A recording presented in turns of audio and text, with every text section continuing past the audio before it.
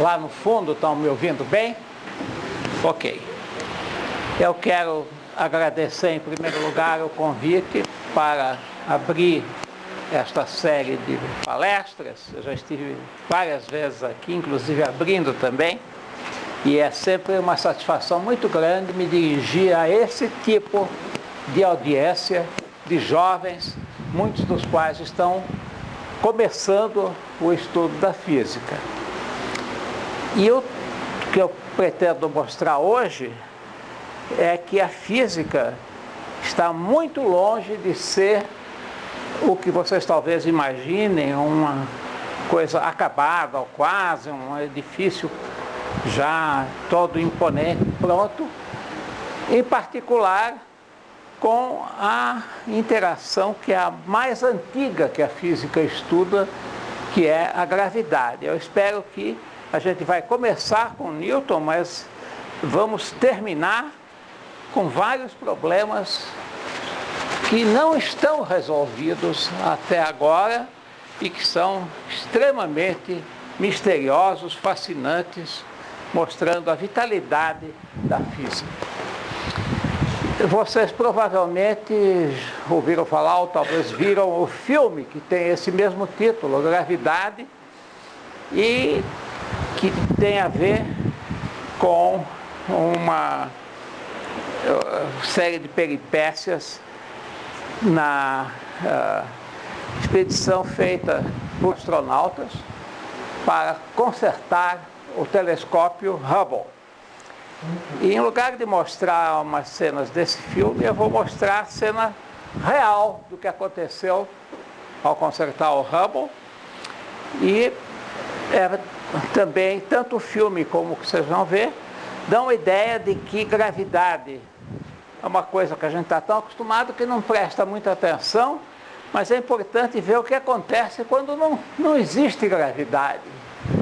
O tipo de ambiente que é o ambiente que predomina em todo aquele filme e que vocês vão ver exatamente desde o início aqui. Então, esse é um pedacinho de um filme da NASA mostrando os astronautas que, como naquele filme, estão consertando o telescópio Hubble, cuja parte inferior está aqui. E vocês já podem ver nesta imagem que o espaço visto por eles é extremamente negro. Isso vai ser útil lembrar mais adiante, no filme se vê isso bastante bem. E eles ficam presos ao tentar fazer movimentos e mexer em coisas, todo o tempo por uma espécie de cordão umbilical, do qual não podem se soltar sob pena de acabar vagando pelo espaço e demonstrando a lei da inércia, que é o que acontece com um deles no filme. Bom, então vamos mostrar esse pedacinho de filme em que vocês podem ver, espero eu, o início desse processo. Talvez eu tenha que apertar aqui. Vamos chegar lá. Já começou. Ah, já começou, ok. Não está bem. Está de novo.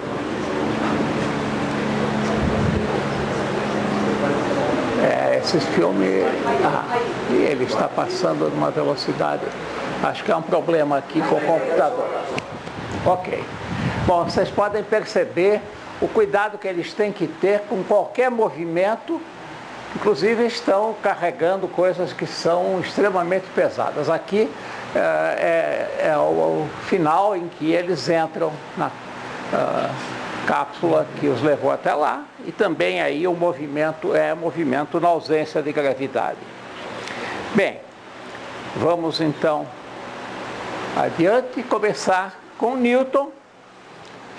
E ele aparece aqui nesse retrato ainda relativamente jovem, e a famosa história da lua e da maçã. Aqui é a fazenda natal dele, que se chama Woolsthorpe, e o que vocês veem aqui é um descendente dessa famosa macieira, da qual diz a lenda que teria caído a maçã, e toda a história começa quando ele pensa por que é que a maçã cai e a lua não cai, até perceber que a lua cai tanto quanto a maçã também. Bom, vamos lá então. O que aconteceu foi no ano 1665, em que houve uma grande epidemia de peste em Londres.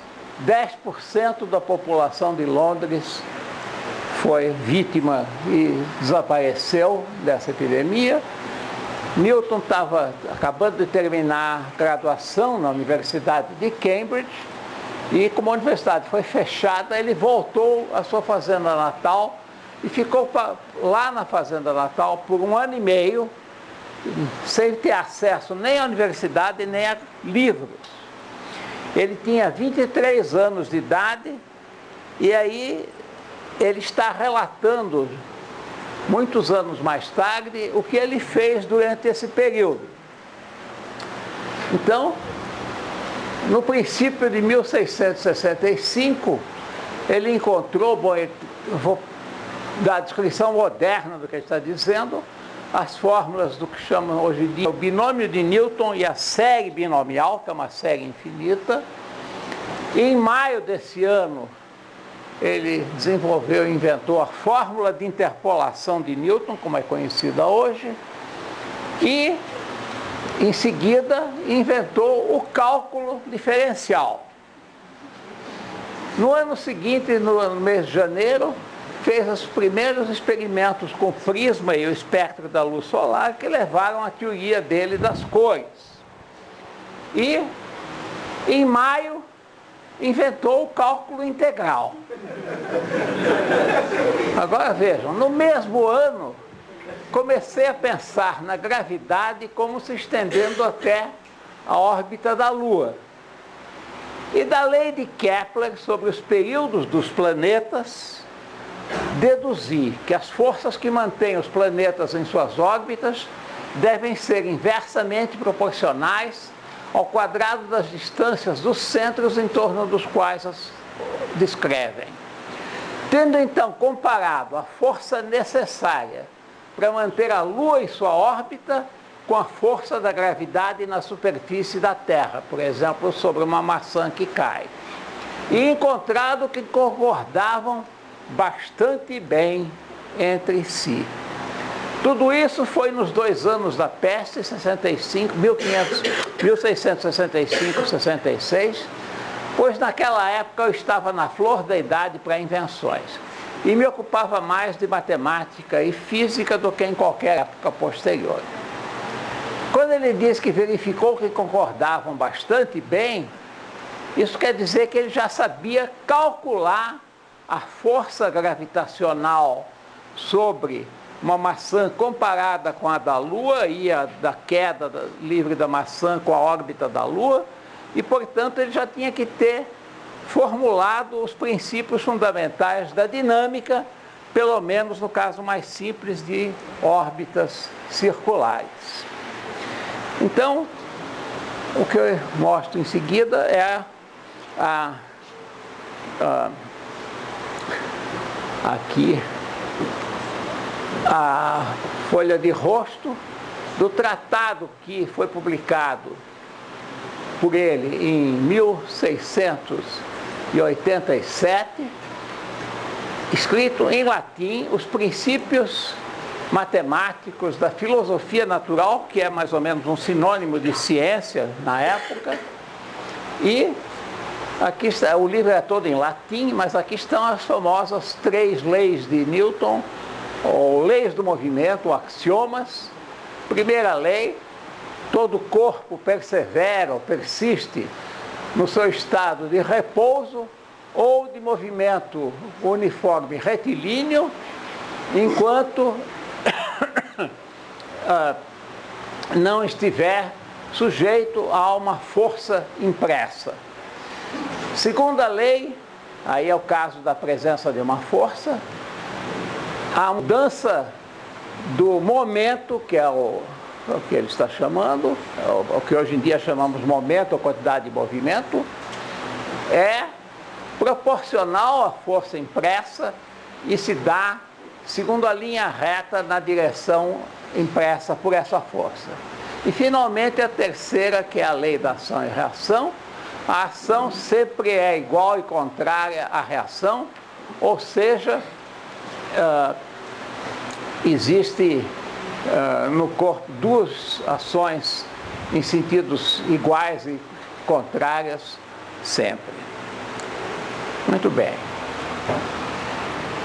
Então, uma das descobertas muito importantes dele, que vai ter um papel central, dele usando resultados de Galileu, que foi a diferença entre o que se chama massa inercial e massa gravitacional de um corpo.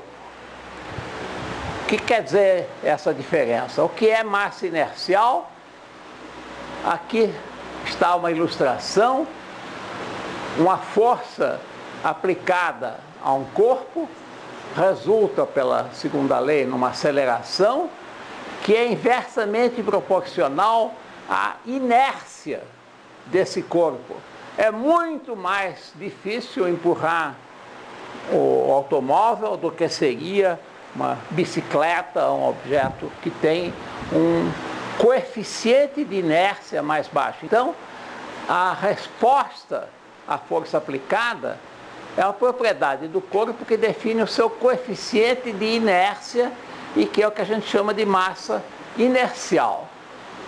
Por outro lado, quando se trata de gravitação, como no caso da força que a maçã sofre, essa força é proporcional a uma espécie de carga, no caso do objeto que é a maçã, que é o análogo da carga elétrica como resposta a uma força elétrica. Então, eu tenho uma força aplicada ao corpo, a maneira como ele responde, quanto que a força está aparecendo nele, depende dessa espécie de carga, no caso gravitacional, que é o que define a massa gravitacional. Então, a força-peso é a massa gravitacional vezes a aceleração da gravidade G.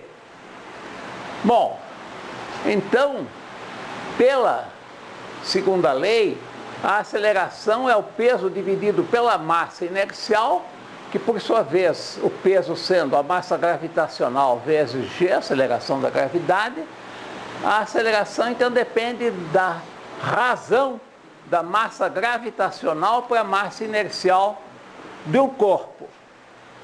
Ora, Galileu, justamente um dos maiores precursores de Newton, cujo retrato aparece aqui, ele foi quem descobriu que na ausência de resistência do ar, na vizinhança da superfície da Terra, todos os corpos caem com a mesma aceleração G.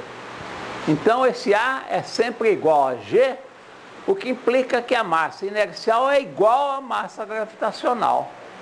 Embora os dois conceitos tenham natureza totalmente diferente e independente. Então não há nenhuma razão a priori para que eles sejam iguais. Um teste muito bonito desse resultado é o que aparece aqui, que é o experimento, de novo vamos pegar o astronauta David Scott na missão Apollo 15, que aproveitou estar na superfície da Lua para fazer um teste desse resultado de Galileu. Então vamos ver se esse filminho aqui funciona, acho que sim. Está com cara de que está abrindo. Isso, aqui está o David Scott na superfície da Lua e ele tem dois objetos, um em cada mão. Um deles é um martelo bastante pesado, que ele está segurando aqui, e o outro é uma pluma, que é, aliás, de uma águia, como ele até menciona, que está relacionado com a própria missão espacial. E ele vai deixar cair os dois ao mesmo tempo na superfície da Lua, onde a resistência do ar essencialmente seria zero. E aí ele faz isso, vamos ver, soltou e vamos ver, dá para ver que os dois caem exatamente ao mesmo tempo. Então é um dos testes mais bonitos feitos do resultado de Galileu. E Newton ficou extremamente intrigado com esse resultado. E ele era não só um grande teórico, mas também um grande experimental. Então ele resolveu testar no laboratório esse resultado. Como é que ele fez isso? Ele considerou pêndulos que ele fez oscilar, que ele colocou o pêndulo, uma caixa de madeira suspensa por um fio, e ele colocou diferentes corpos dentro dessa caixa, feitos de materiais muito diferentes. Então, ele comparou a oscilação desses pêndulos e viu que todos oscilavam da mesma maneira e que essa igualdade é válida. Na época dele foi o teste mais preciso que houve, com precisão de uma parte em 1000. Então, já é um resultado experimental muito bonito, como vocês verão mais adiante. Hoje em dia temos uma precisão muitíssimo melhor, mas é fantástico que Newton tivesse cogitado de fazer esse teste experimental e obtido esse resultado. Muito bem. A lei da gravitação universal está, sim, formulada nesse princípio, somente nessas 2 ou 3 linhas no que se chama espólio geral. Diz ele, a gravidade opera proporcionalmente à quantidade de matéria, ele está dizendo já que proporcional à massa inercial, e propaga a sua virtude para todos os lados a distâncias imensas, decrescendo sempre com o inverso do quadrado da distância.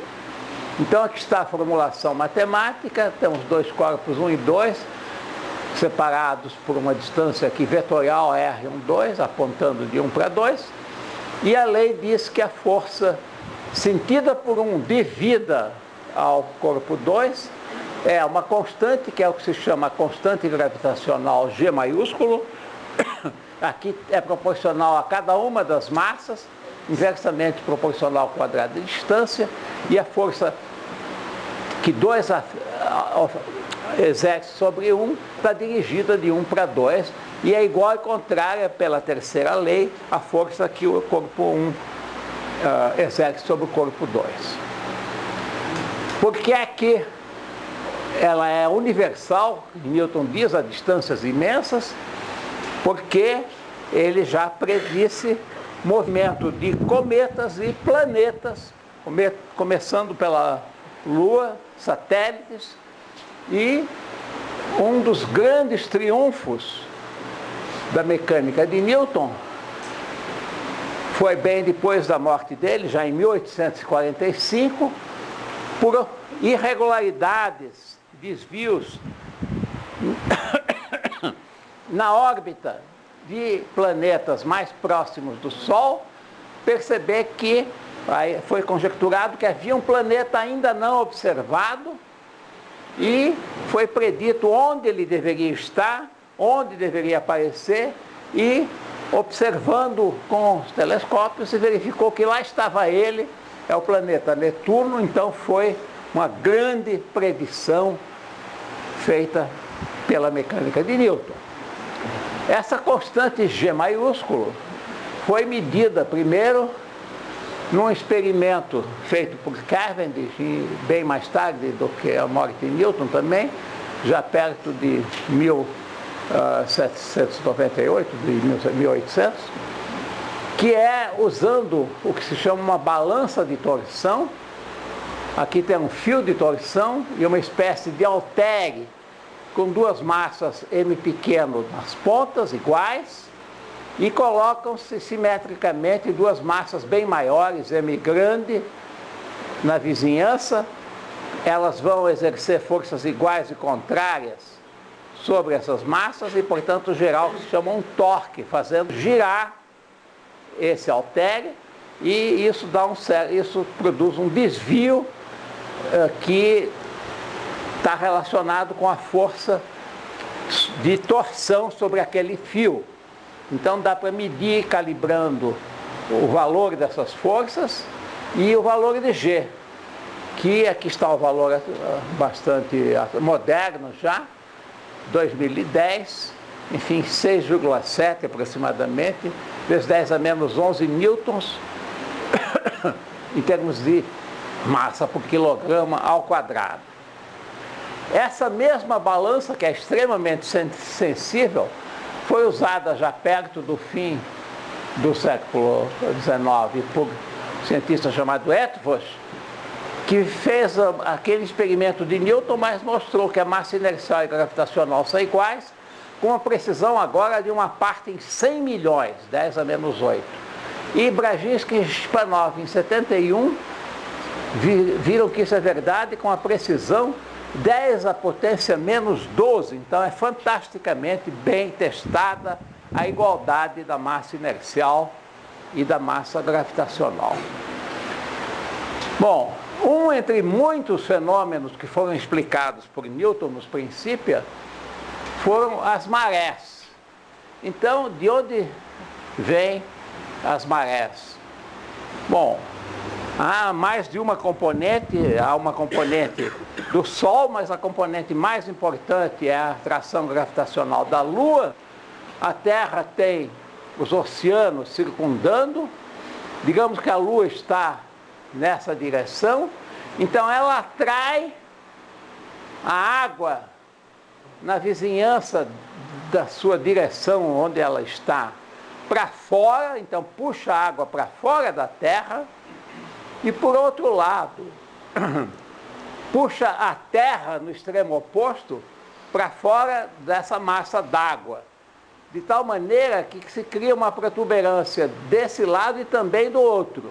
Mas a Terra está girando em torno do seu eixo, de modo que essas protuberâncias que correspondem às marés montantes, elas vão, após 12 horas, ser repetidas. Então vai haver 2 marés altas por dia. Aqui está uma distribuição das forças puxadas pela Lua, no caso, em torno da Terra.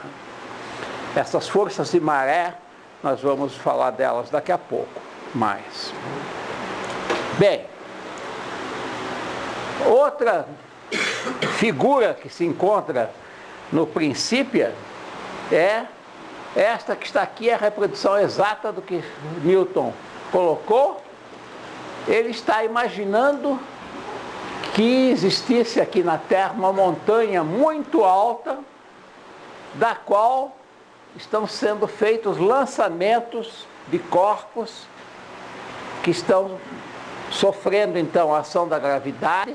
Aqui não é mais uma maçã caindo da macieira, mas é um projétil sendo lançado do alto dessa montanha.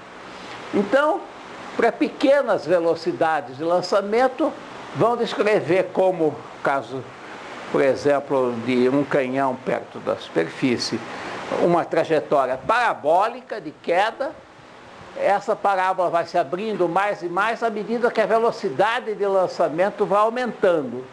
E o que ele chamou a atenção é que, para uma certa velocidade de lançamento, essa órbita se fecha. Então a gente está criando um satélite artificial da Terra. E ele, portanto, foi um precursor da NASA. Ok? Bom, mais que isso, se a gente lançar verticalmente esse projétil com a velocidade inicial suficiente, ele pode escapar inteiramente a gravidade, isso define o que se chama velocidade de escape, e pode ser calculada na mecânica newtoniana muito facilmente. A energia total, se a gente tomar energia nula a uma distância infinita, porque aí a força gravitacional se anula, vai ser a energia cinética mais a energia potencial da gravidade, que eu chamo a atenção aqui, que é negativa. Ela é menos g vezes o produto da massa do corpo e a massa da Terra, dividida pelo raio da Terra, se a gente está lançando da superfície da Terra. Então, se eu igualo isso a zero, isso aqui me dá uma fórmula para a velocidade de escape, que se eu coloco aqui a constante gravitacional, a massa da Terra e o raio da Terra, é 11,2 km por segundo, que é o que o foguete, na ausência de qualquer outra coisa, como resistência do ar, precisa para escapar ao campo gravitacional da Terra. Bom, já foram lançados pela NASA satélites que escaparam completamente à atração da Terra e que fornecem informações muito importantes sobre o que acontece já quando se escapa até o próprio sistema solar. A outra observação que eu quero fazer aqui, que é muito central também, é que existem forças de um tipo peculiar que se chamam forças de inércia, que a gente não pode atribuir como a gravidade, por exemplo, a uma atração de um corpo sobre outro. Aqui é o efeito que ocorre quando eu estou num referencial que é acelerado, no caso mais simples, uniformemente acelerado com uma aceleração A, e um exemplo é o ônibus que dá o que se chama, o motorista, o freio de arrumação. Aí a pessoa acaba caindo para trás. Então, que força é essa que atuou sobre as pessoas? Bom, se eu faço uma mudança de referencial, então R' visto no referencial acelerado difere do referencial inercial por essa expressão bem conhecida já de vocês, que é a expressão do movimento uniformemente acelerado com aceleração A e velocidade inicial V0, e a aceleração que eu tiro daqui, nesse novo referencial, difere da outra por esse fator, menos A. Então, se eu calculo a força nesse referencial acelerado, aparece um termo menos m vezes a aceleração do referencial, que não tem nada a ver com uma interação, mas é puramente um efeito, de certa forma, cinemático desse movimento acelerado. Isso é que se chama força de inércia, o que é característico. Essa massa aqui é a massa inercial, então a força de inércia é sempre proporcional à massa inercial da partícula sobre a qual ela está atuando. Muito bem. Vamos agora ao passo gigantesco dado em relação à gravitação por Einstein, que aparece aqui nesta bela imagem. E Einstein já tinha formulado a teoria da relatividade restrita, uma de cujas premissas e resultados fundamentais é que a velocidade da luz, c, é uma velocidade limite, que não pode ser excedida por um corpo material. Então, isso mostra que a gravidade, como formulada por Newton, não é compatível com a relatividade já restrita, porque ela é uma ação instantânea à distância. Por mais longe que um corpo esteja, instantaneamente ele atua sobre outro, e, portanto, com uma velocidade essencialmente infinita, que viola esse princípio. E Einstein estava preocupado em resolver este problema, isso 2 anos depois de formular a relatividade restrita, em 1907. E agora vejam o que ele diz. Ocorreu-me então a ideia mais feliz da minha vida, da seguinte forma: o campo gravitacional só tem uma existência relativa, o que é análogo ao campo elétrico na indução eletromagnética da lei de Faraday. Então, para um observador em queda livre, diz ele aqui, no caso de um telhado, de uma casa, não existe, pelo menos na sua vizinhança imediata, nenhum campo gravitacional. Ele está se acelerando com a aceleração da gravidade e, como diz ele aqui, de fato, se o observador soltar alguns corpos, eles não vão cair, mas vão, em relação ao observador, vão permanecer em repouso ou movimento uniforme, sempre desprezando a resistência do ar. Então, esse observador, nesse referencial, tem o direito de interpretar o seu próprio estado como sendo ele estar em repouso. Em virtude disso, o resultado experimental extremamente peculiar, como Newton já tinha percebido, de que no campo gravitacional todos os corpos caem com a mesma aceleração, adquiriu imediatamente um significado físico profundo. Esse resultado decorre justamente da igualdade entre massa inercial e massa gravitacional, que deu, como a gente viu, que a força é proporcional à massa inercial, e isso é característico, como a gente acabou de ver, de uma força de inércia num referencial uniformemente acelerado. Então aqui nós vemos o exemplo do que se chamou depois o elevador de Einstein, mostrando esse efeito da queda livre. Então, a ideia é que o elevador, o Einstein está dentro dele, e o que vai acontecer é que o cabo do elevador se rompe e ele está flutuando como um astronauta numa cápsula já longe da Terra, né?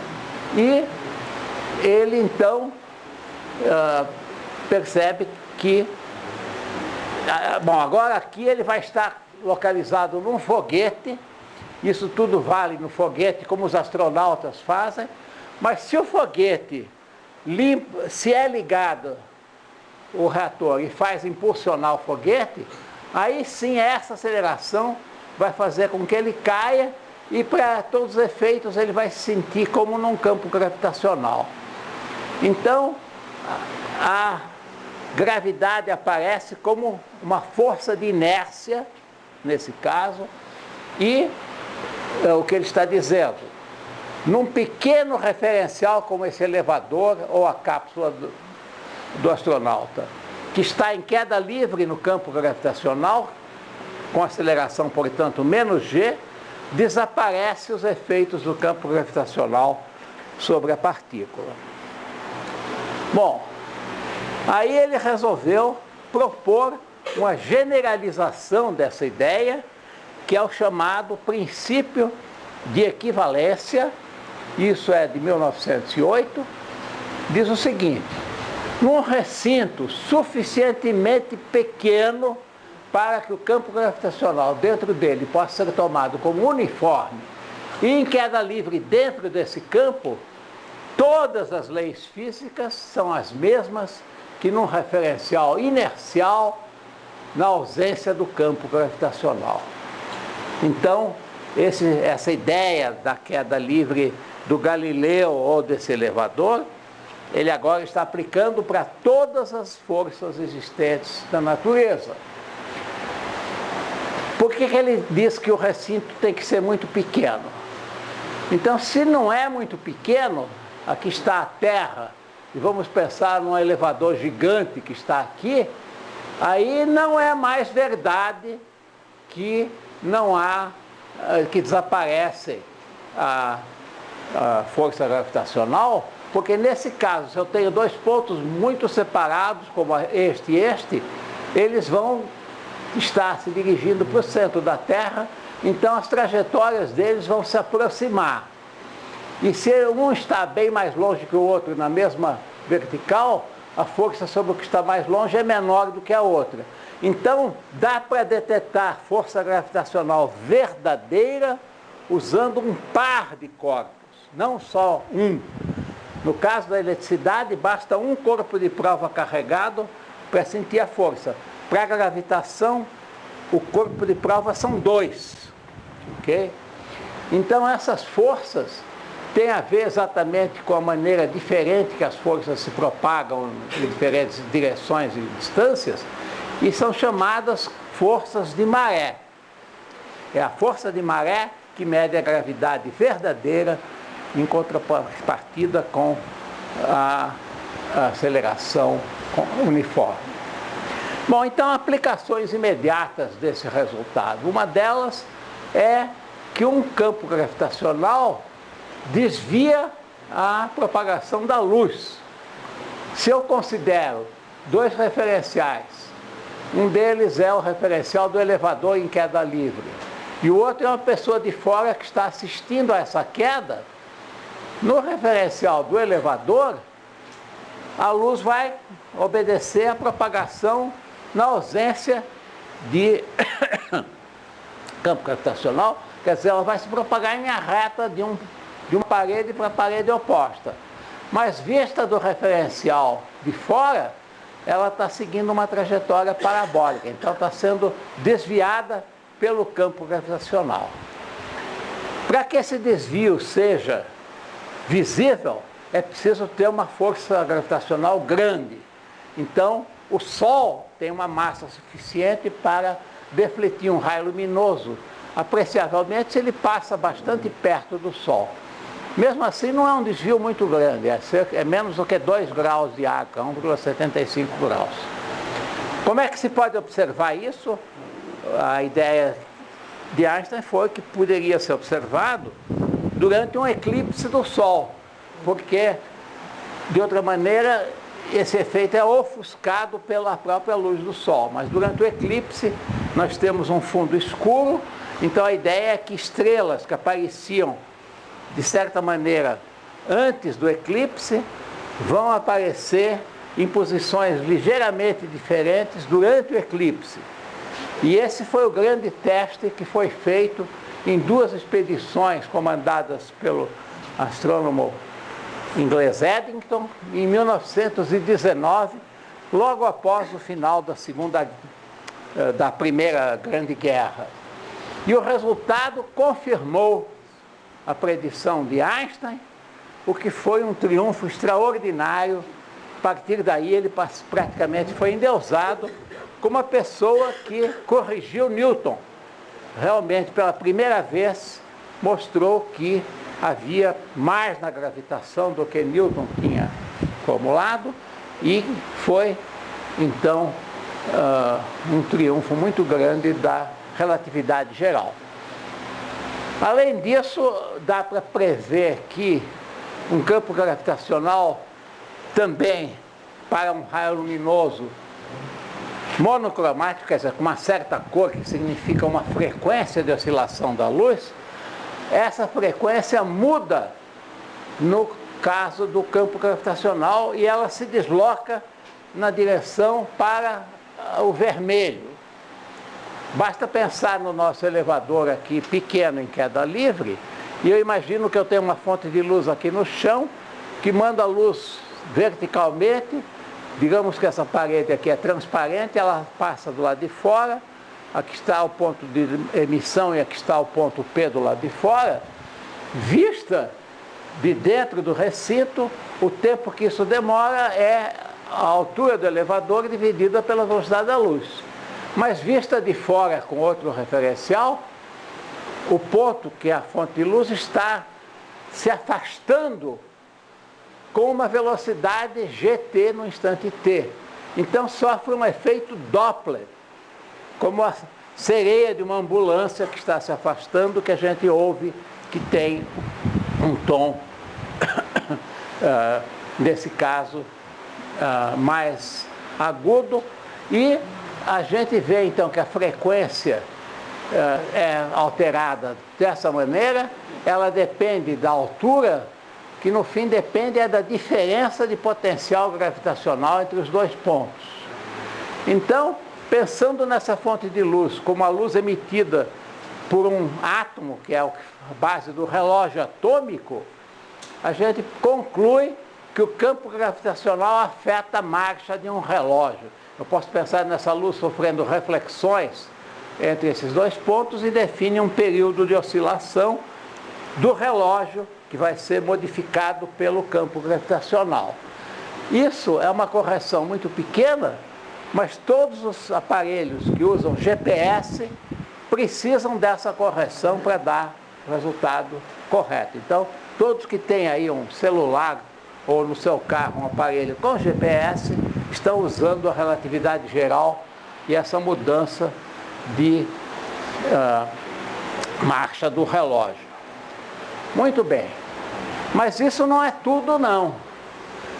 A gente sabe na teoria da relatividade restrita que é preciso pensar em tempo e espaço como formando o que se chama um contínuo do espaço-tempo, como se fosse algo de 4 dimensões.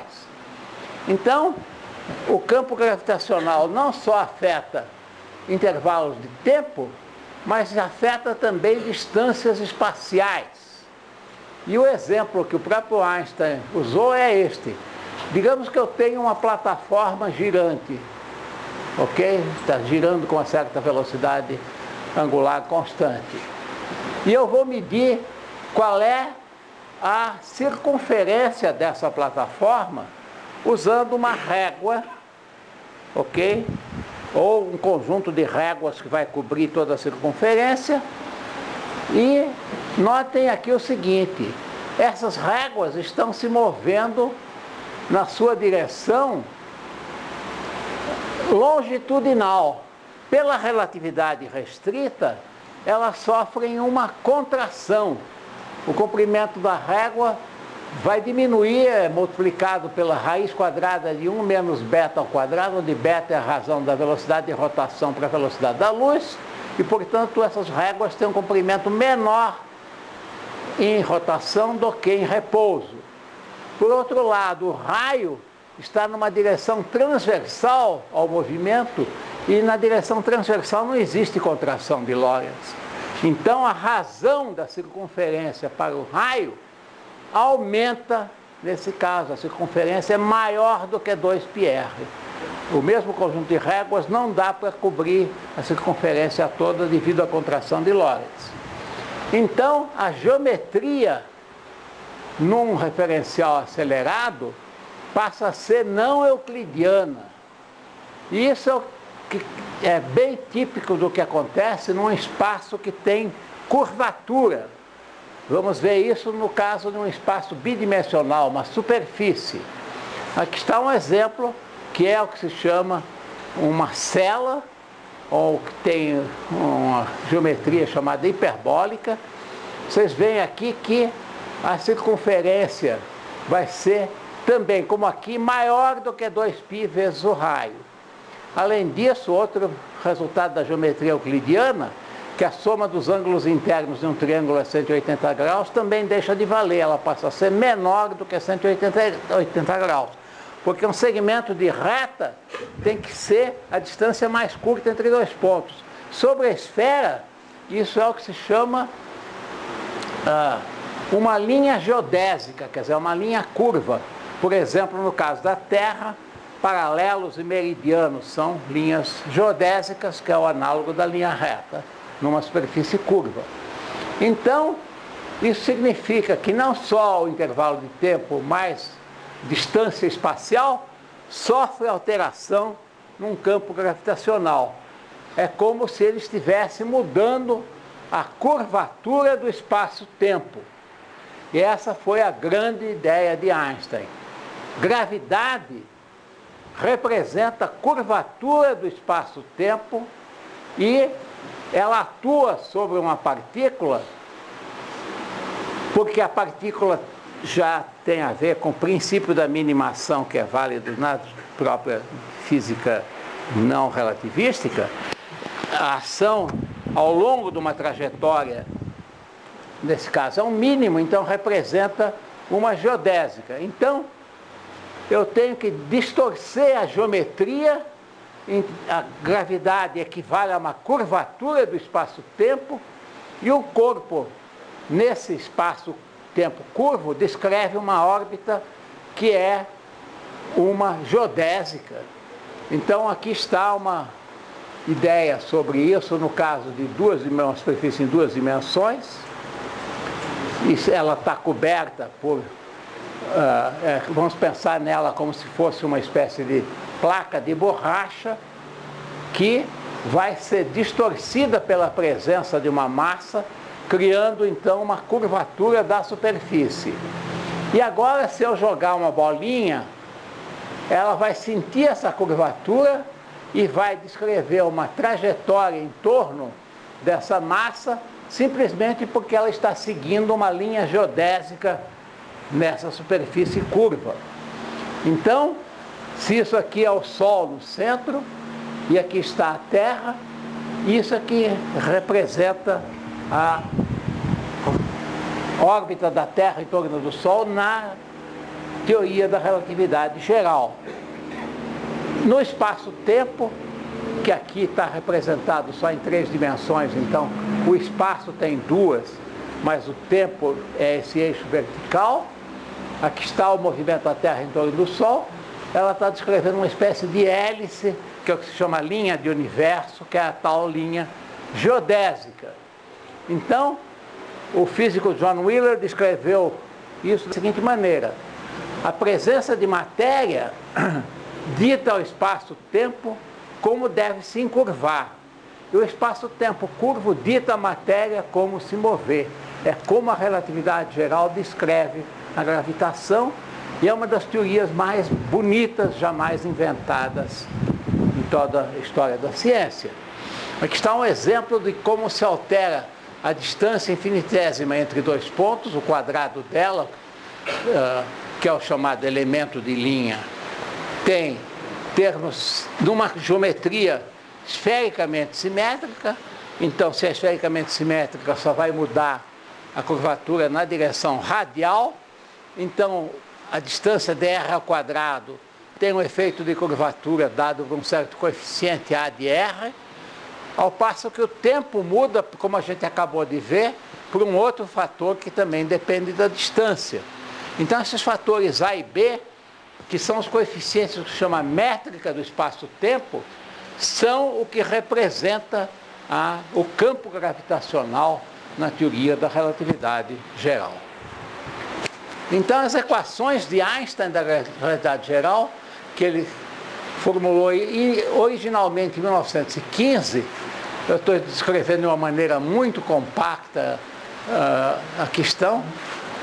Do lado esquerdo a gente tem uma grandeza que se chama o tensor de Einstein, que mede a curvatura do espaço-tempo.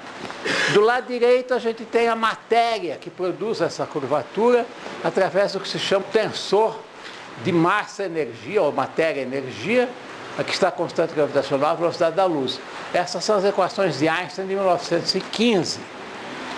Bom, se os campos gravitacionais não são muito intensos, por exemplo, no sistema solar, Einstein mostrou uma coisa importante, que para campos não muito intensos, a teoria gravitacional na relatividade geral se reduz à teoria de Newton.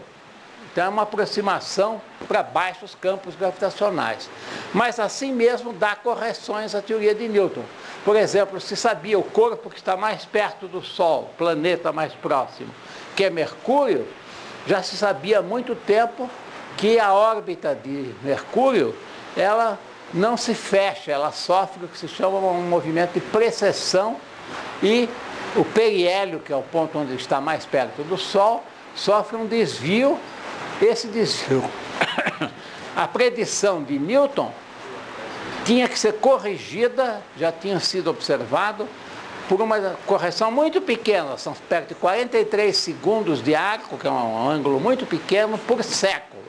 Mas como a astronomia é uma ciência extremamente precisa, não tinha como deixar de ver que havia um desvio. E Einstein mostrou que esse desvio é exatamente corrigido pela relatividade geral. Bom, em 1916, o físico Karl Schwarzschild conseguiu obter uma solução exata para as equações originais de Einstein, que são equações extremamente complicadas, são equações não lineares, muito difíceis de resolver.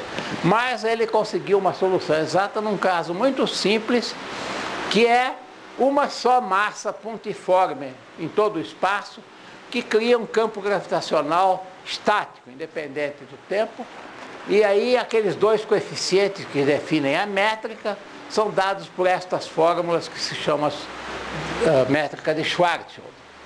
E aqui aparece uma grandeza que se chama raio de Schwarzschild, R índice S. Essa correção para o tempo é exatamente aquela que a gente já viu antes para a marcha do relógio. E aqui está a correção da geometria espacial não euclidiana. Notem como ela aparece aqui, esse A tem um denominador, 1 sobre R, e isso tende a infinito quando R tende a zero, quando a gente está se aproximando da massa central. Bom, isso vai ser comentado mais adiante. Muito bem. Einstein não se contentou com ver o que acontecia no sistema solar, ele resolveu aplicar a teoria dele ao universo inteiro, mas um modelo muito simplificado do universo. Na época dele, se conhecia muito pouco do universo que nós conhecemos atualmente. Praticamente se conhecia a Via Láctea, essencialmente a nossa galáxia, e se imaginava que todas as estrelas, etc., estão em posições invariáveis no tempo, quer dizer, o universo todo era suposto ser estático. Bom, por outro lado, já tinha sido visto, e mais tarde voltaram a isso, por outros físicos, que as equações originais de Einstein, as soluções que apareciam naturalmente eram equações em que a curvatura não é permanente, não é estática, ela varia, então o universo pode estar se contraindo ou se expandindo. E Einstein não prestou atenção nisso, até que como eu estou dizendo aqui, esses Friedman em 22 e Lemaitre em 27 propuseram o modelo de universo que está se expandindo. E Einstein não prestou atenção porque achava que isso está em desacordo com a experiência. Mas o astrônomo Edwin Hubble, o telescópio Hubble é homenagem ao nome dele, ele descobriu pela primeira vez que a Via Láctea não é a única galáxia, pelo contrário, que existiam outras galáxias fora da Via Láctea, por exemplo, a galáxia de Andrômeda, e observações que ele fez em 1929 mostraram que esse universo que ele estava observando agora, de fato, está em expansão. Como é que se sabe isso? Porque a gente mede o espectro da luz emitida pelas galáxias e ele verificou que esse espectro sofre um efeito Doppler. Então há um deslocamento Doppler e com isso ele mediu essa velocidade de expansão e mostrou que ela é proporcional à distância. Quanto mais longe está uma galáxia, mais rapidamente ela está se afastando da Terra. Essa é a lei de Hubble. Quando Einstein percebeu isso, bom, ele tinha feito um ajuste na teoria de 1915 para evitar esses efeitos de contração ou expansão. Ele colocou um termo novo que era proporcional simplesmente à métrica, quer dizer, aqueles coeficientes que definem a própria gravidade. E aparecia uma constante lambda maiúsculo que ficou sendo conhecida como a constante cosmológica. Do ponto de vista do universo, ela funciona como se fosse uma espécie de antigravidade. Em vez de ser atrativa, ela é repulsiva. Então ela compensa a atração gravitacional e foi o que permitiu a Einstein frear a expansão do universo. Mas quando ele descobriu que Hubble havia mostrado que o universo está em expansão, ele voltou atrás e disse, não, nós não devemos introduzir esse termo, que é como se fosse o que um estudante faz quando o resultado no laboratório não está dando bem certo, né? É cozinhar o resultado. Bom, Acontece que a gente vai ver que aí ele voltou atrás de novo para voltar a dizer que a constante cosmológica de fato pode existir. Vamos ver isso mais adiante. Mas Hubble mediu a taxa de expansão e mostrou que ela é uniforme, e essa velocidade de expansão é dada por essa constante H0, que se chama constante de Hubble, cuja medida mais recente é 67,8 km por segundo por megaparsec. Quem tem a primeira edição do meu livro de física básica vai ver lá que na época que eu escrevi, que foi muitos anos atrás, tudo que se sabia é que era algum valor entre 50 e 100, com um erro enorme. Hoje em dia a gente tem resultados que medem com 3 decimais, como estão vendo aqui. Bom, mas aí o que é que está se expandindo nessa expansão? Porque essa expansão, ela não tem centro. Cada observador em cada galáxia vê todas as outras se afastando da dele. E como é possível? Então, isso é análogo exatamente a esse modelo aqui de um balão que está em expansão. O que está se expandindo é o espaço, como aqui a superfície do balão. As galáxias que estão pintadas em cima dele não se expandem, elas ficam iguais.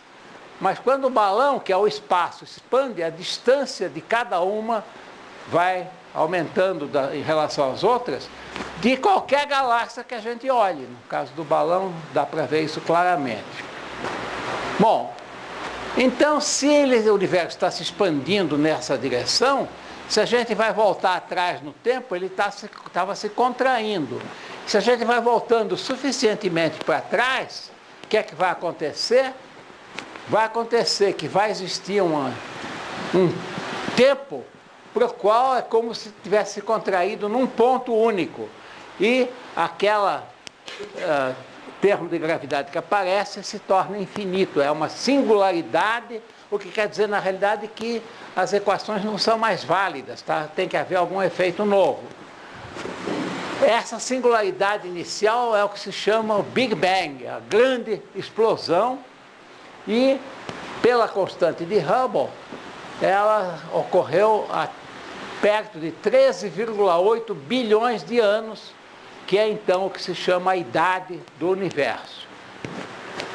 Bom, essa teoria do Big Bang foi contestada inicialmente bastante, mas um trabalho de 1948 começou a reforçá-la. O físico George Gamow, que é uma pessoa extremamente brincalhona, com um aluno dele chamado Ralph Alpher, usando física nuclear, conseguiram propor um modelo usando o Big Bang para explicar a origem dos elementos químicos da tabela periódica. Mostrar que, a partir do Big Bang, inicialmente se teria formado hidrogênio, depois o hélio, e calcularam a abundância relativa desses elementos químicos, e o resultado deles concordava bastante bem com os resultados experimentais. Então, Gamow, usando o fato de que o aluno dele se chamava Alpher e ele se chamava Gamow, ao escrever o trabalho, convocou o físico Hans Bethe para assinar junto com eles. Por quê? Porque assim o trabalho é o trabalho de Alpher, Bethe e Gamow. Okay? Então é a teoria alfa, beta, gama da origem dos elementos químicos. O Bethe topou a brincadeira. Muito bem. Bom, agora vamos chegar a uma descoberta fundamental, que foi a comprovação mais completa da teoria do Big Bang. O Alpher e o Hermann, num trabalho logo posterior, calcularam o seguinte: inicialmente, pouco depois do Big Bang, havia o que se chama um plasma de núcleos e elétrons, que é como, por exemplo, o que existe numa descarga gasosa, e esse plasma capturava a radiação, de modo que o universo era essencialmente opaco. Mas, à medida que havia a expansão, a radiação ia se esfriando e permitiu, depois de cerca de 300 mil anos do Big Bang, que os núcleos dos elétrons se recombinassem e formassem átomos. E aí o universo ficou transparente à radiação. Essa é a radiação que a gente vê atualmente. Então, essa expansão levaria a uma radiação cuja temperatura eles previram que devia ser perto de 5 graus Kelvin atualmente, que corresponde à região de micro-ondas para o máximo da frequência. E essa ideia foi ignorada durante quase 20 anos. Bom, isso agora já 20 anos depois, dois físicos, Penzias e Wilson, estavam trabalhando num radiotelescópio no laboratório da Bell. E eles queriam observar em radioastronomia o que eram os astros, a emissão de radiação por eles, com o mínimo de interferência possível de fundo, de ruído. E foram eliminando fontes de ruído até que havia um resto que sobrava que eles não conseguiam eliminar. Primeiro eles pensaram que era devido a o que eles chamavam um dielétrico branco, que era o resultado dos pombos que tinham feito um ninho na antena deles. Então tinham deixado esse material dielétrico branco. Aí o que eles fizeram? Puseram os pombos numa gaiola e mandaram para um outro laboratório da Bell, uns 50 quilômetros de distância. Aí pensaram que estavam livres, mas acontece que eram pombos correio. Então eles voltaram. E afinal eles tiveram que eliminar os pombos, não se conta muito em detalhe, talvez fizeram um churrasquinho de pombo. Mas continuava existindo a tal radiação, o ruído. E acabaram percebendo, falando com outros físicos, colegas deles, que isso podia ser exatamente a tal radiação remanescente do Big Bang, que estaria na região de micro-ondas mesmo. Que essa radiação afeta tudo em qualquer posição no universo, a gente vê quando tem um aparelho de TV mal regulado e sintoniza num canal que não tem nada transmitindo, a gente vê aquela neve na tela. Parte daquela neve é a radiação de fundo de micro-ondas do Big Bang. Então, com uma TV mal sintonizada, vocês detectam remanescentes do Big Bang que ocorreu há quase 14 bilhões de anos atrás. Bom, muito bem.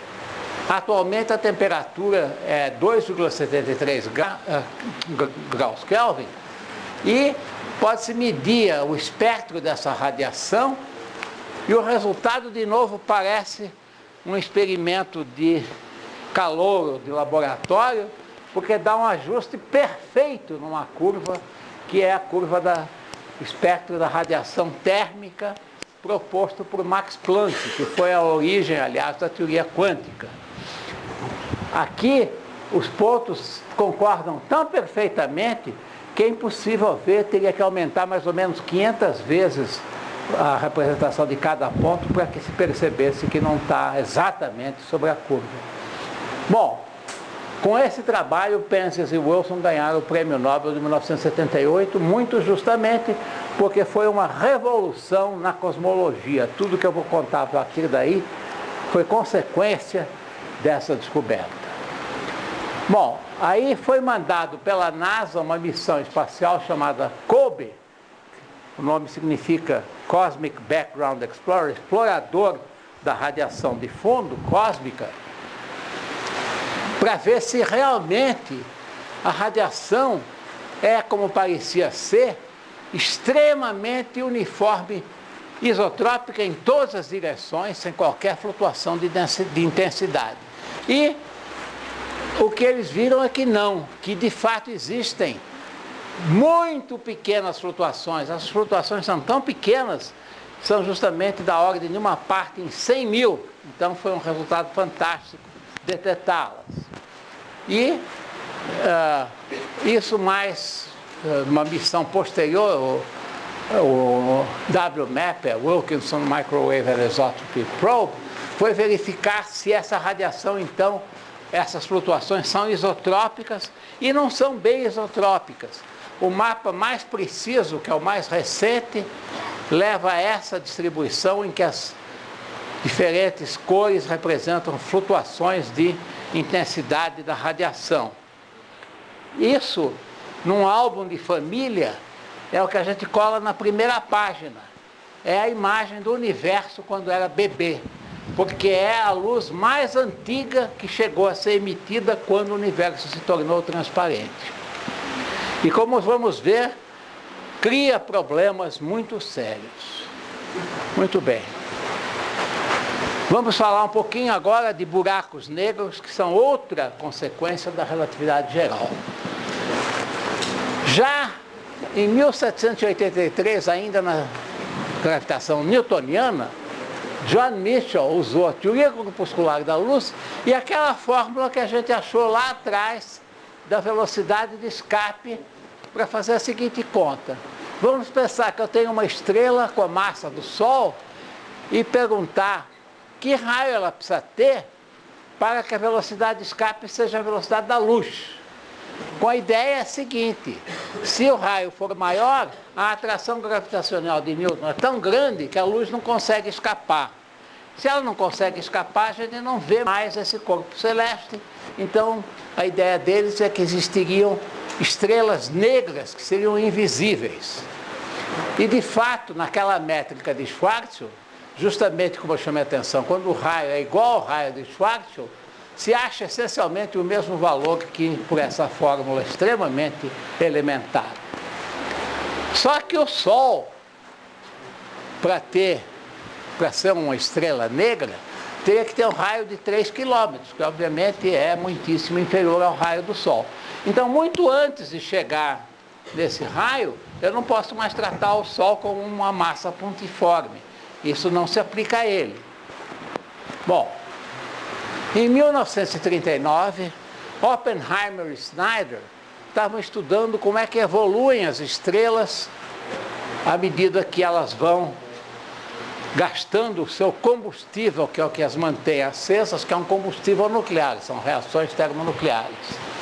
E mostraram que, no estágio final de evolução, se a estrela tem uma massa entre 2 e 3 vezes a massa do Sol, ela acaba entrando no que se chama o colapso gravitacional, o que significa que o raio vai diminuindo tanto que passa a ser inferior ao raio de Schwarzschild. E aí o que acontece?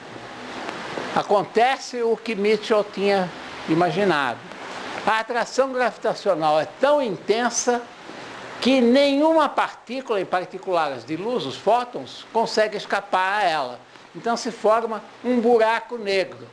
Ele funciona como um sorvedouro de matéria. Ele vai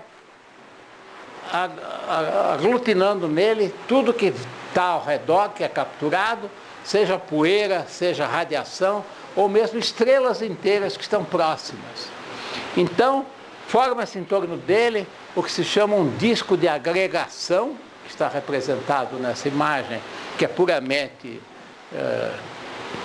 não é verdadeira, é um artista que está desenhando, mas esse sorvedouro tem um atrito tão grande que aquece tanto a matéria que dá origem a feixes de raio-x como esse que estão aqui, que são característicos, então, de buracos negros. E o primeiro que foi observado se chama signo X1, é o que se chama uma fonte binária que tem um buraco negro e junto dela uma estrela que está sendo capturada. Então, em 1972, os raios-x dessa estrela companheira, que seria esse feixe, identificaram buracos negros. E existem buracos negros chamados supermassivos, cujas massas são 100 mil a 1 bilhão de vezes a massa do Sol. E se sabe hoje em dia que eles devem existir no centro da maior parte das galáxias, incluindo a Via Láctea. O buraco negro no centro da Via Láctea é um dos mais bem conhecidos e estudados. Muito bem. Só que o físico Stephen Hawking, em 1979, fez uma proposta revolucionária, que um buraco negro não é de todo negro. Ele pode acabar emitindo radiação se a gente leva em conta a física quântica. Existe um processo quântico que se chama a criação de um par partícula-antipartícula, como um elétron e um pósitron, e se ele é criado na vizinhança da superfície do buraco negro, uma das duas partículas pode ser capturada pelo buraco e a outra emergir. Então ela emerge, ele se mostrou, como se fosse uma radiação térmica, cuja temperatura é inversamente proporcional à massa do buraco. Quanto menor a massa, mais rapidamente ele se evapora e a temperatura aumenta. Então, os buracos negros acabariam se evaporando. Muito bem. Finalmente, estamos chegando a todos os enigmas da gravidade. E aqui está um deles. É a descoberta da existência de matéria escura e energia escura. O que é matéria escura? É matéria que não é luminosa. Como é que a gente sabe que ela existe?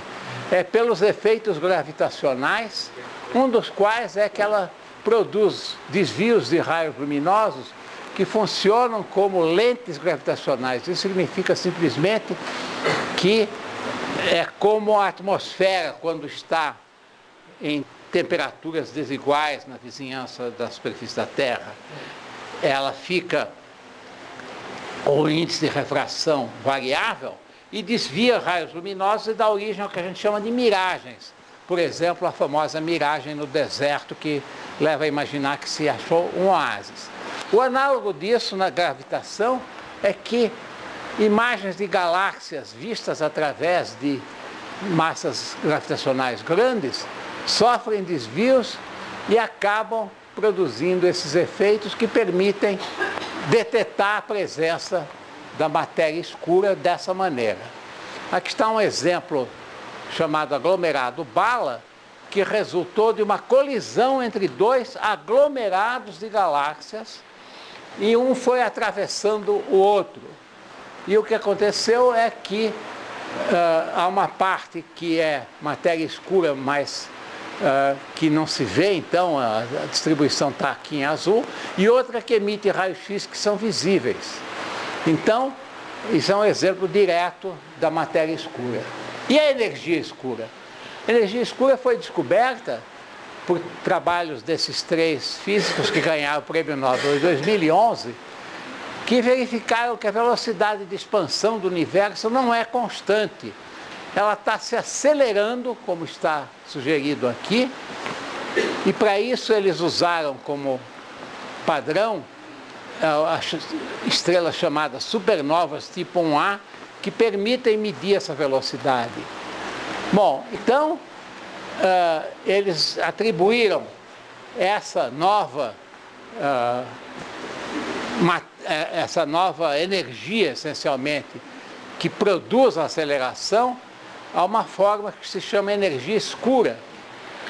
E vamos ver que isso tem uma implicação. Tudo isso tem uma implicação no que se chama o problema da seta do tempo, que eu vou querer ilustrar aqui. Vamos olhar esse vídeo com atenção. Algo estranho parece estar acontecendo, né? À medida que essa folha está queimando, ela está se recompondo. Então, o que nós temos aqui é papel se desqueimando. Todos vocês estão dizendo, isso é impossível. Por que isso é impossível? Isso tem a ver exatamente com a distinção entre passado e futuro. O que está sendo visto aqui é o filme passado de trás para diante. Ok? Bom, mas acontece que as leis físicas básicas, tanto da mecânica como do eletromagnetismo, elas são reversíveis no tempo. Então, por que é que isso parece absurdo? É que o que está sendo violado aqui é o que se chama a segunda lei da termodinâmica, que tem a ver com o que se chama a entropia de um sistema. Entropia S. Se um sistema é isolado termicamente, a segunda lei diz que a entropia dele não pode decrescer. Ela pode ou se manter constante ou aumentar com o tempo. E a explicação intuitiva é que a entropia mede o grau de desordem do sistema que tende a aumentar. Se a gente deixa uma criança num quarto cheio de brinquedos, todos arrumadinhos, né, a gente vê o efeito do crescimento da desordem. Bom, então, essa lei se aplica a um sistema macroscópico, que se chama um macroestado, por exemplo, um gás que está numa caixa. E ele pode ser analisado em termos que se chamam microestados do movimento das suas moléculas. E o que Boltzmann demonstrou, ou propôs como a expressão da entropia, que é uma fórmula fundamental, é que a entropia é proporcional ao logaritmo do peso estatístico desse macroestado, que é o número total de microestados que são compatíveis com ele. Em outras palavras, ela mede o número de maneiras pelas quais o estado pode ser formado. O quarto arrumadinho dos brinquedos, em geral, pode ser formado de uma, mas a bagunça, deixando as crianças lá dentro, de muitas maneiras acaba ocorrendo. Bom, muito bem. A pergunta, então, é a seguinte: o que é que produz a seta do tempo ou o aumento da entropia? Já que o processo inverso é compatível com as leis da mecânica. Nada impediria que eu começasse com um estado, digamos, aqui eu estou considerando o que acontece quando eu tenho uma caixa que contém um gás. Na metade esquerda, do lado direito, existe o vácuo e aqui tem uma partição. Se eu removo a partição, o que vai acontecer? Todos vocês vão dizer que as partículas do gás vão se espalhar pelo recipiente inteiro. O tempo aumenta daqui para cá, né? Bom, então, nada impede que o contrário aconteça. Nada impede que, de repente, as moléculas de ar da metade, de um lado da metade deste auditório, resolvam conspirar para se juntar todas do outro lado. E aí, quem está desse lado, infelizmente, vai morrer sufocado. Mas ninguém está com medo de que isso aconteça, né? Bom, normalmente eu tenho da ordem de pelo menos 10 à potência 27 moléculas, que é um número gigantesco. Então, é altamente improvável, não dá para dizer tão fortemente ou altamente que isso aconteça, que a gente pensa que é simplesmente impossível. Então, a gente considera que aquele filminho que eu passei de desqueimar uma folha de papel é impossível que aconteça. Por que é que nesse exemplo a entropia está aumentando? Bom, é muito fácil de entender, porque foi preparado um estado inicial com a entropia muito baixa, colocando todas as moléculas de um lado. Isso foi alguém que fez, né? Um de vocês no laboratório. Só que a natureza faz isso de graça. Por exemplo, a Terra tem a sua rotação diminuindo gradualmente com o tempo, pelo efeito das marés. Quem é que preparou isso? Não foi nenhum de vocês, eu espero. Muito bem. Então, se a gente olha na escala terrestre, de onde vêm estados de baixa entropia, por exemplo, o fato de que existe todo o ciclo da água que se evapora e acaba chovendo, exceto a situação atual dos reservatórios aqui em São Paulo, mas enfim, em geral isso acontece. Tudo isso acontece, em última análise, devido à radiação solar.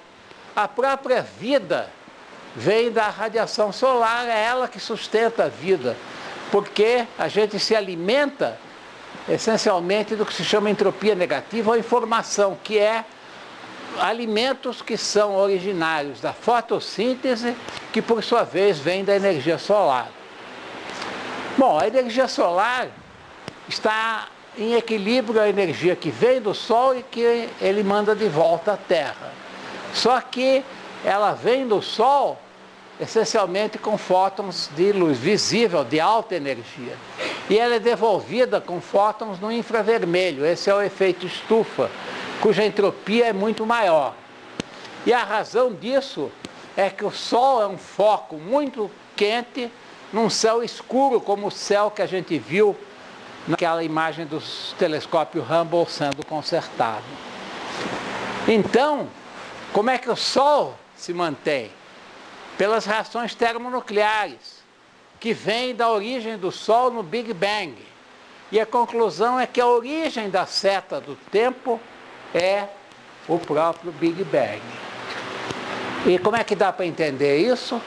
E aqui nós começamos a chegar aos enigmas que eu prometi mostrar no final. Perguntas que a gente não sabe responder. Então aqui está, a primeira. Como é que se explica essa baixa entropia inicial?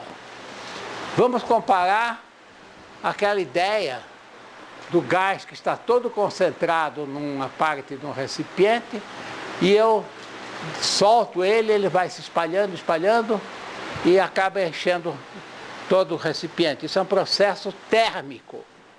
E o tempo está crescendo para cá e a entropia também. Ok? Mas a gravidade obedece a algo muito diferente, exatamente o oposto.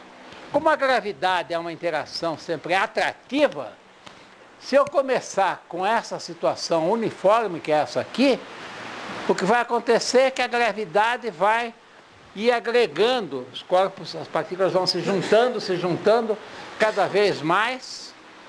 E é assim que a gente está explicando a origem do universo a partir do Big Bang. E aí vai formando estrelas, e as estrelas vão acabar no último estágio de evolução como buracos negros, que são o máximo da entropia. Então aqui o tempo está evoluindo exatamente no sentido oposto daquele térmico. Muito bem. Então, enquanto a entropia térmica cresce com a expansão, a entropia gravitacional decresce e cresce quando o gás se contrai. E é com esse processo gravitacional que as estrelas como o Sol se formaram, que os elementos químicos se formaram, que a Terra se formou e que nós nos formamos. A vida veio, em última análise, desse processo de... Nós devemos tudo isso a quê? Ao fato de que o universo, no estágio mais antigo, por um lado, tem entropia térmica alta, como a gente sabe pela radiação de fundo, que era equilíbrio térmico a uma temperatura que hoje é de perto de 3 graus Kelvin. Mas, ao mesmo tempo, essa parte gravitacional começa assim. Aquela imagem do universo bebê também é exatamente isotrópica e homogênea do ponto de vista gravitacional, que é o contrário, é um estado de baixíssima entropia.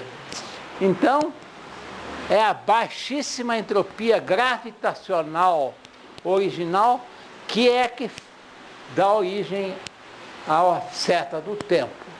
E por que ela é tão baixa? Nós não sabemos.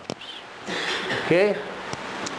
Segunda coisa que a gente não sabe, que também é muito séria, a gente viu que um buraco negro se evapora. Mas o buraco negro, ele contém informação de tudo aquilo que ele absorveu durante a sua existência, que foi agregando e que tudo penetrou nele. Então, o que acontece com tudo isso quando ele se evapora? Do ponto de vista da teoria quântica, o problema é ainda mais grave, porque é um princípio básico da teoria quântica que diz que a probabilidade se conserva. E isso não acontece nesse processo. Então, o que acontece? Não sabemos. Número 3. Será que a gravidade, a gravitação, é uma das interações fundamentais? Embora em geral seja tratada assim, ela poderia não ser uma força fundamental, mas poderia ser uma força que é derivada de outras. Por exemplo, o que a gente chama de forças de Van der Waals, não são forças fundamentais, são forças derivadas. Poderia ser o que se chama uma força entrópica. Notem que na escala de laboratório, ou mesmo microscópica, a gravidade é uma interação fantasticamente fraca. Se eu comparar entre dois elétrons, a força elétrica com a força gravitacional, a força elétrica é da ordem de 10 à potência 42 vezes mais intensa.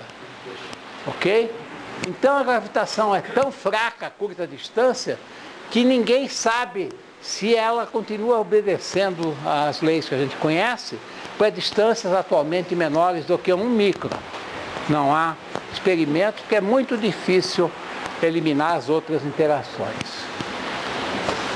Bom, atualmente, além da gravitação, uma teoria fundamental que nós não conhecemos nenhum desvio é a mecânica quântica. Então a gente espera que a gravitação também obedeça à mecânica quântica. Mas ninguém conseguiu até hoje formular uma teoria quântica da gravitação consistente. Há propostas de fazer isso, como por exemplo a teoria de cordas, mas nenhuma que pode ser até hoje submetida a um teste experimental. Pergunta seguinte: o que é matéria escura? O modelo cosmológico padrão, que é baseado em grande parte naquelas imagens da radiação de micro-ondas e da sua anisotropia e flutuações, prediz que quase 30%, 27% de toda a massa ou energia total do universo é matéria escura. Mas o que é matéria escura? Ninguém sabe. Há um grande número de laboratórios procurando detectar e ver o que é. Até hoje não sabemos. E o que é a energia escura? De novo, desse modelo padrão, a energia escura é quase 70% da energia total do universo. Somando com isso, a matéria que antigamente se conhecia como matéria normal é menos de 5% do total da massa, energia de todo o universo. Então, a energia escura é pensada como estando distribuída uniformemente em todo o universo e sendo responsável exatamente pela aceleração da expansão que foi detectada recentemente. É como se fosse uma pressão negativa ao análogo de uma gravidade repulsiva. A interpretação mais aceita atualmente identifica a energia escura exatamente como com aquela constante cosmológica lambda maiúsculo que Einstein primeiro introduziu e depois disse que não devia estar lá. Bom, o seu valor é positivo e muito perto de zero, e a interpretação mais corrente é que ela corresponde ao que se chama energia do vácuo quântico. Por que o vácuo na mecânica quântica tem energia? É graças ao que se chama o princípio de incerteza, e essa energia tem a ver com o que, para um sistema muito simples como um oscilador harmônico, o estado fundamental não é uma partícula em repouso. Isso viola o princípio de incerteza, porque posição e momento tem que estar em uma relação inversa. Então, não há repouso absoluto, mas haveria sempre um momento e uma energia no estado fundamental, que é chamada energia do vácuo. Então, pelo que se chama teoria quântica de campos, pode-se predizer, conhecendo todas as interações atuais, quanto deveria ser o valor da constante lambda. E o resultado, comparado com o resultado experimental, é da ordem de 10 à potência 120 vezes maior, o que já foi chamada a pior predição histórica de toda a história da física. Ok? Então nós estamos vendo, começando com Newton, que nós temos aí 6 perguntas que ninguém sabe responder. ok? Vamos voltar a Newton aqui, e no princípio ele diz o seguinte: até agora não fui capaz de descobrir a causa dessas propriedades da gravidade a partir de fenômenos, e não formulo hipóteses. O que ele queria dizer com isso? Que ele não queria fazer hipóteses sem se basear em fatos experimentais. Nem todos hoje em dia seguem essa. Existem teorias para responder a várias dessas coisas que não se baseiam em nenhum fenômeno experimental detetável até hoje. Então, Newton, no final da sua vida, refletindo sobre tudo que ele fez, disse o seguinte: não sei como eu apareço aos olhos do mundo. Aos meus próprios, eu pareço ter sido apenas como um menino brincando na praia e me divertindo em encontrar de vez em quando um seixo mais roliço ou uma concha mais bela que de ordinário, enquanto o grande oceano da verdade jazia todo inexplorado à minha frente. Eu espero ter mostrado que grande parte desse grande oceano da verdade continua inexplorado, para a sorte de vocês que estão começando e vão ter uma chance de poder navegar um pouco mais nesse oceano e descobrir coisas fantásticas. Eu faço votos de que vocês façam isso.